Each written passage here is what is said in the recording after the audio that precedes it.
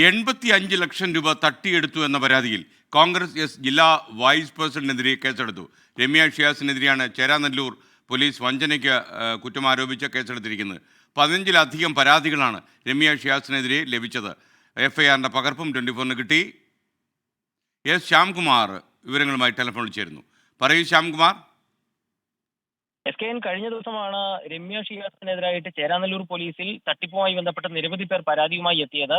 ഈ പരാതി വാർത്തയാക്കിയതിന് പിന്നാലെയാണ് ഇപ്പോൾ ചേരാനല്ലൂർ പോലീസ് 3 എഫ്ഐആർ രജിസ്റ്റർ ചെയ്തിരിക്കുന്നത്. അതിലെല്ലാ എഫ്ഐആറിലും ജാമ്യമില്ലാ പ്രകാരമാണ് രമ്യ ഷിയാസിനെതിരെ കേസെടുത്തിരിക്കുന്നത്. കോൺഗ്രസ് എസിന്റെ ജില്ലാ വൈസ് പ്രസിഡന്റ് കൂടിയാണ് രമ്യ ഷിയാസ്. പലർക്കും പണം ഇരട്ടിപ്പിച്ച് നൽകാമെന്ന് വാഗ്ദാനം നൽകിയും ഷെയർ വാഗ്ദാനം നൽകിയും ഒക്കെയായിരുന്നു ഇവർ തട്ടിപ്പ് നടത്തിയിരുന്നത്.